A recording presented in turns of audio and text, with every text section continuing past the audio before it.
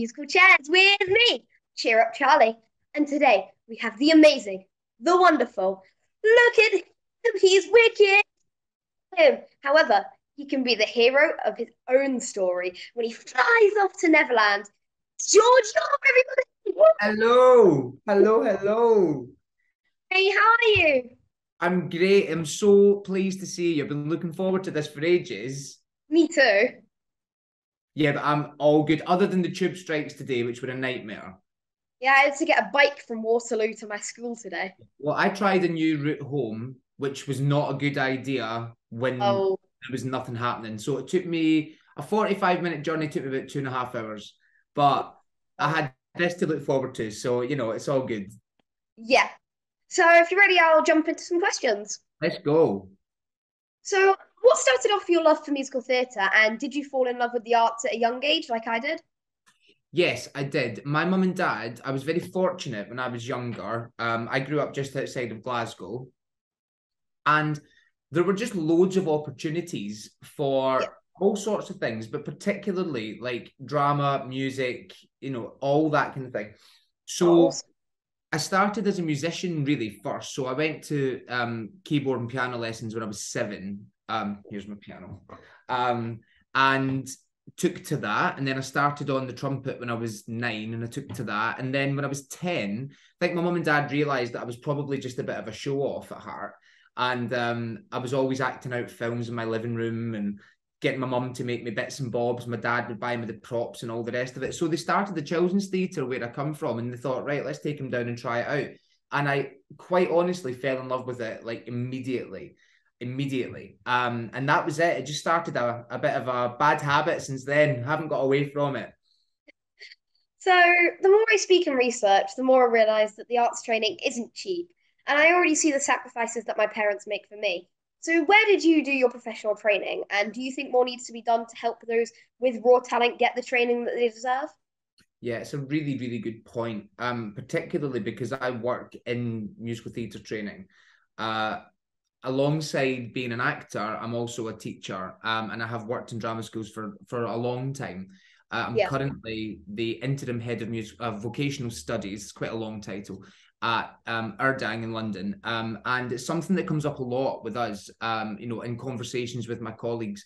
I trained at Mountview back in the yeah, day, 2005, because showing my age now, Charlie.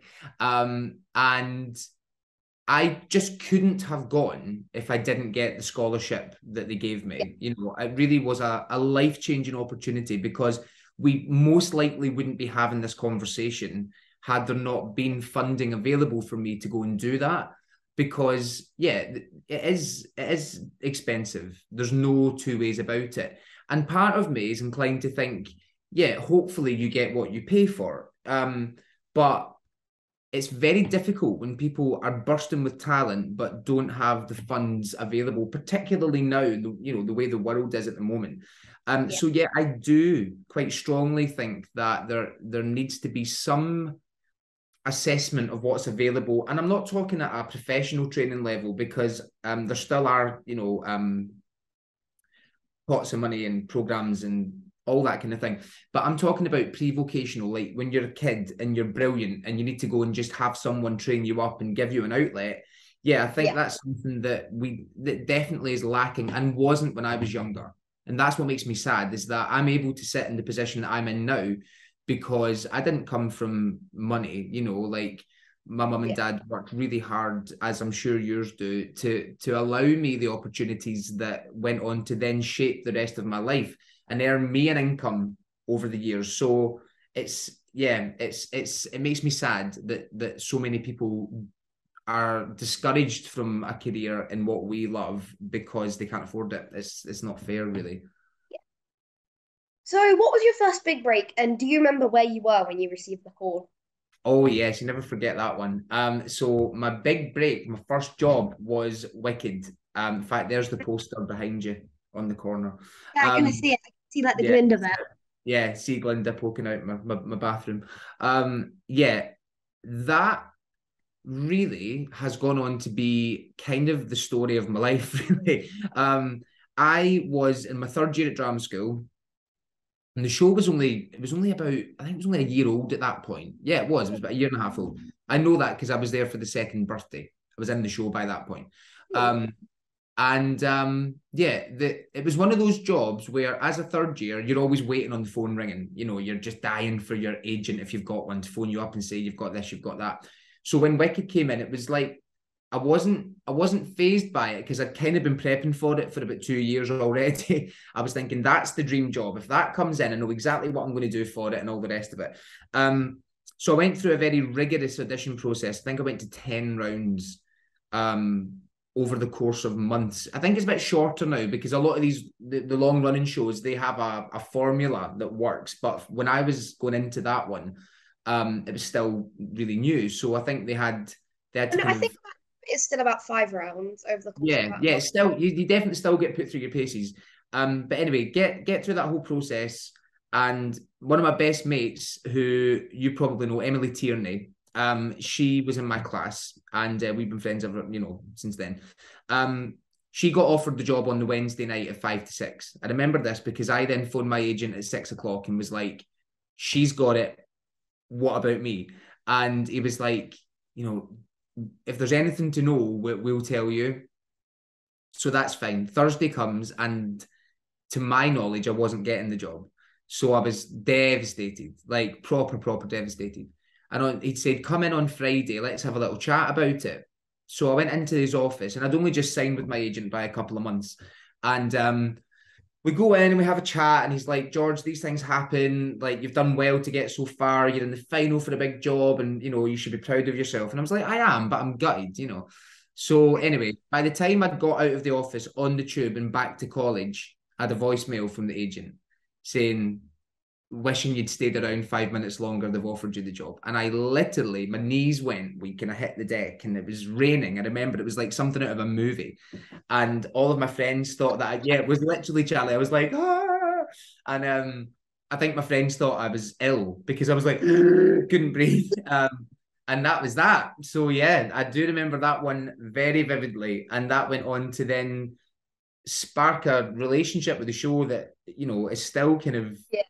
alive. I'm still very much in touch with everybody there. And I was, back in the show most recently, 2019-20. So yeah, it's been the gift that keeps on giving. I'm a very, very lucky boy. Yeah. So you're also a very, very talented boy. Thank you. So knowing the industry and how hard it is, would you encourage children to follow in your footsteps? And did you have very supportive parents? Because mine are amazing and take me everywhere, and I need to be at a massive sacrifice to them.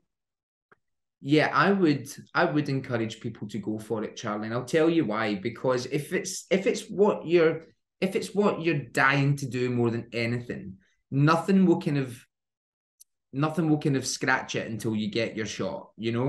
And it's really tough, of course, but that's never changed. I think, everybody knows that showbiz as a thing is a is a tricky game to get into because it's not so much about luck. I think it's about timing. I think it's about if timing lines up and an opportunity presents itself for you at the right time, that can open doors to you that may not have opened previously. And I think that's what's also off-putting about it, is that there's no guarantee at any point. None of us know when the next gig is coming. But I am honestly at a point now where if I never worked again, I could deal with that because I've done more than I ever thought was possible. And I'm really fortunate to be able to say that. So yeah, I would encourage people to do that because that's kind of what I spend my day doing. With a truthful kind of interpretation of that, and that it's tricky and it's heartbreaking, but it's also the best job in the world. And if you need to do it, go and do it. Yeah. So, what do you think's your biggest strength as a performer? That's a good question, Charlie. What's my biggest strength? I think I'm You're a full sick. out. Like, I think I hit things hard. Like, I can't mark it. I can't phone it in. Whether it be a big role, a small role, a serious role, a funny one. I think I attack every performance like it's the first one, like it's the most important one. I haven't got it in my nature to not. Um, I mean, I think,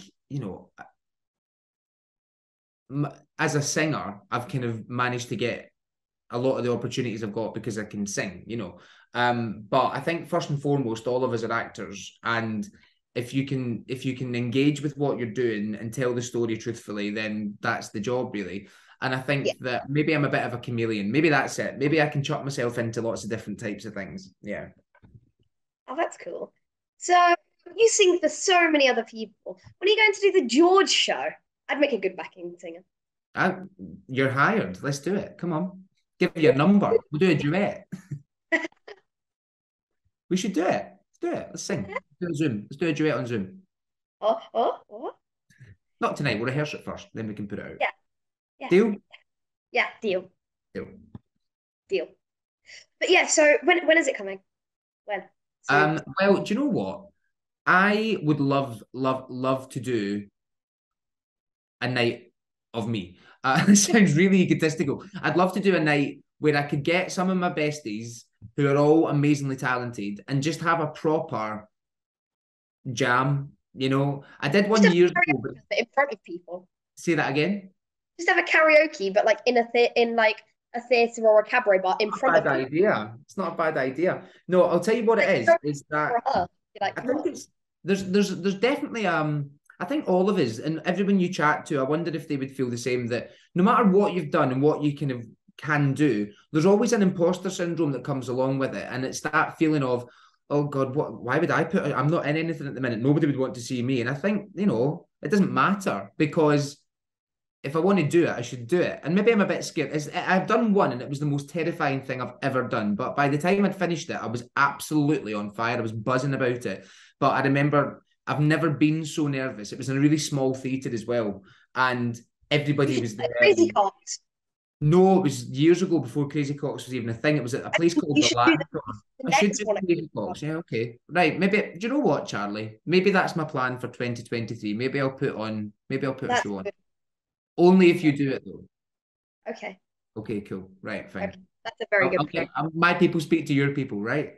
Yeah, definitely. So my mum will speak to your mum, yeah? Yeah, sounds good. I'm sure they get Sounds on good. like a house on fire.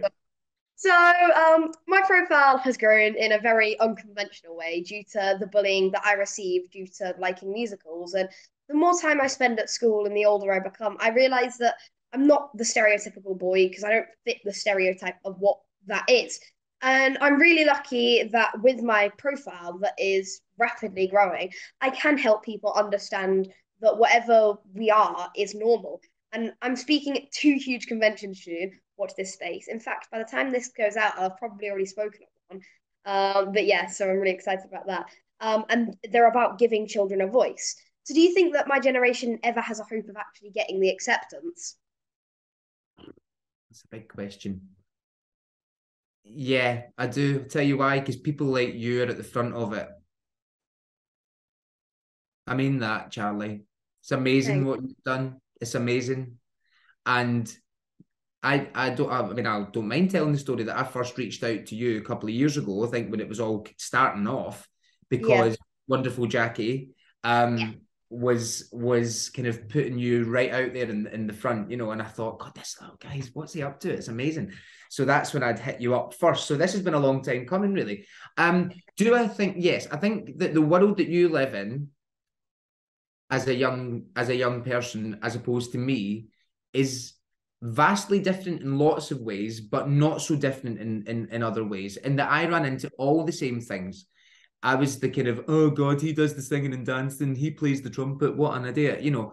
And I'm like, yeah, that is tough, because we all, I think deep down, want that moment of, oh, I don't have to try so hard. Like I can just walk into a room, walk into a classroom, and they just get me. But then I think you've probably realized in a massive way that the people who are your kind of people get you.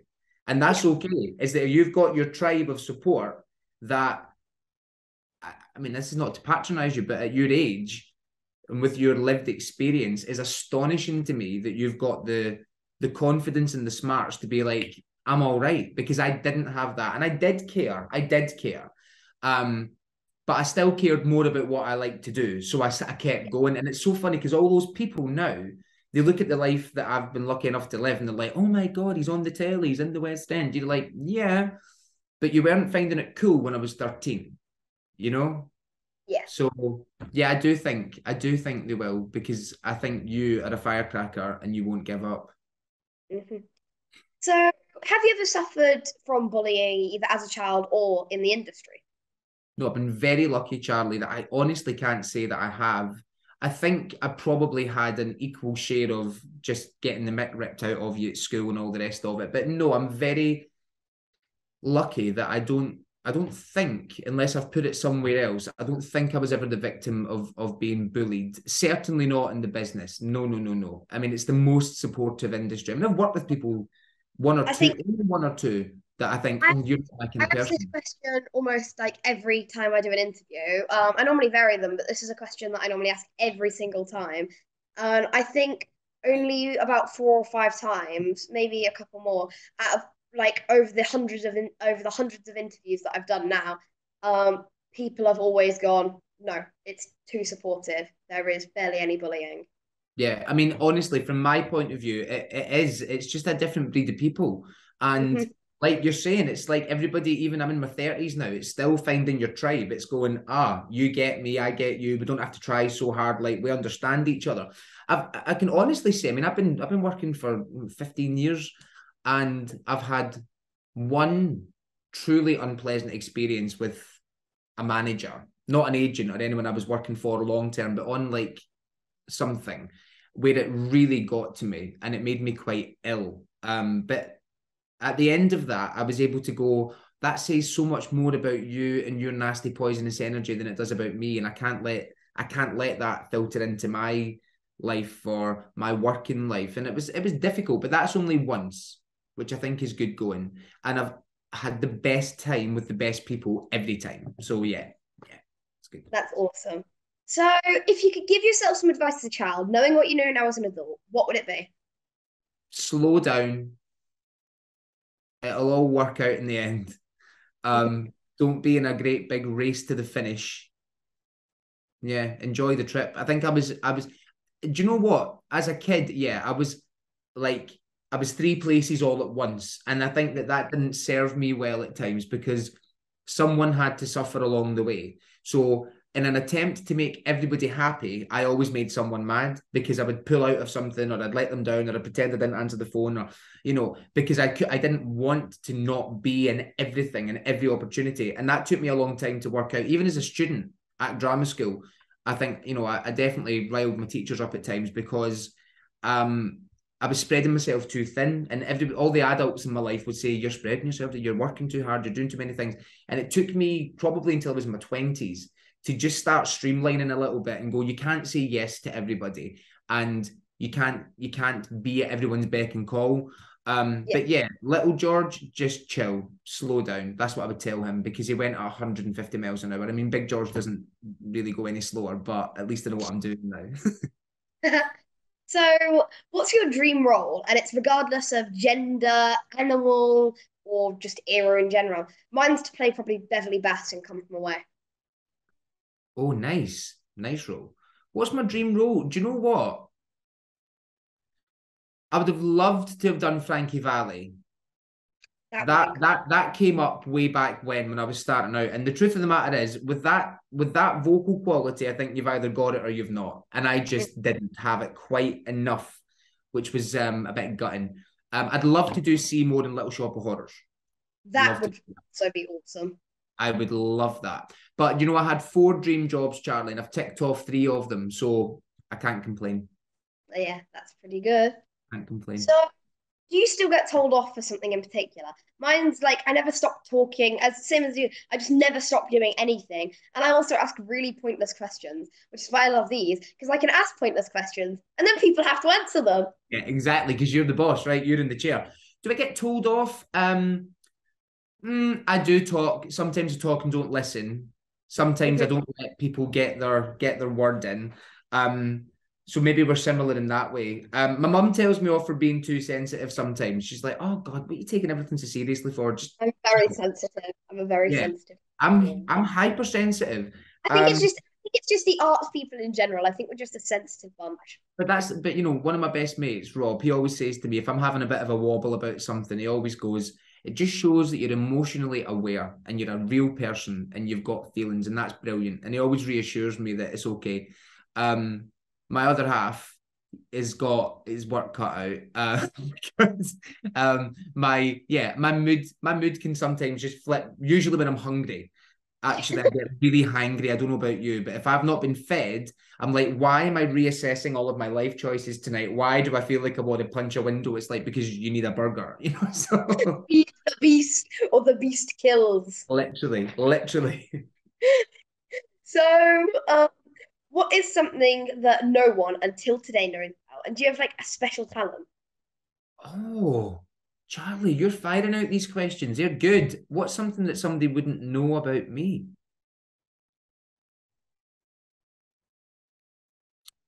I can't even think. I don't think I have many special talents out with what I do for everybody else's pleasure. Um, I'm going to have to think about that one and come back to you in a minute. Okay. So, have you got any embarrassing moment that you'd much rather forget, but you like know you'll never? Hundreds, Like you hundreds. could just be lying there in bed, just like I want to go to sleep, and then it's like everything, every embarrassing thing you've ever done just comes flashing through your head on a slideshow. Yeah, there's been a couple. There's been a couple of things in different ways. Some just like social faux pas when I mistake someone for someone else or whatever. But I'll tell you a theatrical one. Okay. Years ago, Wicked, myself and the beautiful Cassie Compton, she was my Nessa Rose the first time. We used to, on a Saturday night, like put the tunes on in my dressing room and like get ready for the end of the show and like wrap the week up. We'd have a daft little 5 minutes after I'd done the Witch Hunters and all the rest of it. And she had, been off stage for a wee while by that point. And she'd be waiting on me and I'd come up and she'd play some silly music and we'd just have a laugh. Anyway, this one night we're doing it and they're like, ladies and gentlemen, all those involved in the finale and bows make your way to the stage. And I've like not got my costume on. So I'm hearing it go like, Wicked. I'm going, ha, ha, and I'm on the third floor, right? So I pull my tights on, pull my silver suit on, put the hat on and grab the shoes and run. And I ran to the wing. It was the only time it's ever happened. Ran there just as it was getting to my bow. And now she's in the other wing, right? So we're looking at each other because we come on together.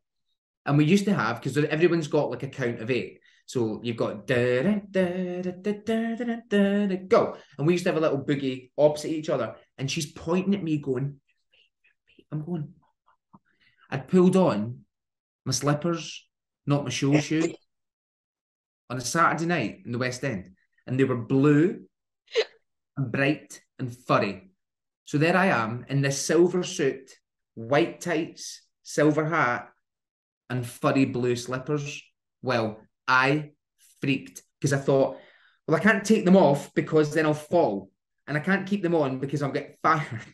And I just had to keep them on. And I ran down, did the bows, and everybody on stage is like looking at me. And then the Alpha Wing Linda came down and they have the hug.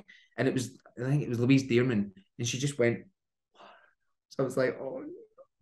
Yeah, that's probably the most embarrassing on Oh stage. no. Yeah. There's been others, but that's the one that like comes Oh, back to haunt me. Yeah. I didn't get fired. The company manager, thankfully, found it, had to tell me off and then marched me around the building going, look at this idiot, look at his feet. These things do happen. Yeah, it's probably the one that jars me the most. So now some quick fire questions that generally don't end up being quick. We'll see. I'll try. So, chocolate or Haribo? Chocolate. Text or talk? Talk. Morning person or night owl? Born in person. Favorite city? York. Last song downloaded? Last song downloaded. Yes. What's it called? I Uh, downloaded it for my alarm. Don't do this to me. I did it last night. Long time coming. okay. Favorite place to eat? Oh, Indian. I love Indian. Can we go for food? Oh, yes, please. The Punjab of Seven Dials. Yes, please. Indian is so good. Yeah, it's the best. Um, what superpower would you have? Fly. First celebrity crush. Robbie Williams. Favorite city. Don't worry, it's mum's as well. Favorite what? Favorite. Oh no, why is that? Oh, sorry, I've done a typo there. Harry Potter house. Gryffindor. Okay. Just checking. Have you figured out your special talent yet? No, I can't think. I can't Oh, that's think. fine. Fine. I can't. Your That makes special talent is not being able to think of a special talent when you need your special talent. When you don't need your special talent, it's like, oh, I can do this. Yeah. I'll go with that. And if I'll tell you what, if I remember, I'm going to message you. I Yeah. can't think. There mustn't be one because I would have thought of it by now. Oh yeah, photographic memory. I've got a photographic memory. Oh, that's awesome. Yeah, and I'm very good at an A to Z of musicals. I was gonna say, otherwise you're gonna be up till 3 a.m. and then it's just gonna go like boom. Yeah, You're like, yeah. The good torture me remember? before I go to sleep. I remember. Imagine. Wake up. Oh yeah, it will just come back to haunt you. But anyway, you have completed the questions. You are amazing. But yeah, so you have survived them all. I've survived. Oh, phew. Can sleep easy tonight. Even if I get tortured with my superpower, because there must be another one. My Must special talent. be. Um, but yeah, so you've survived. So now you are free to leave. I've cheered up Charlie. Yeah, definitely. Good. Well, you've cheered me up no end, mate. Thank you so much. Thank you. And then I we'll catch will up see soon, you right? very, very soon when we go for Indian. And then we'll go. Well, okay. So why don't we wait till we get the Crazy Cocks booked, Yes, finish the show, go for a curry. that sounds awesome. High five it. Mm. Got it.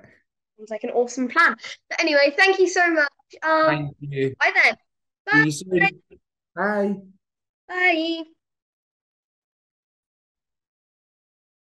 George, bye. So, what another amazing episode. And if you want to see more like this, make sure to like, subscribe, turn on the notifications button, and go follow my Instagram and Twitter if you want, I guess. No, seriously, go follow just my socials in general. And remember, keep being kind to yourself and others, and keep letting your light shine. Hey guys!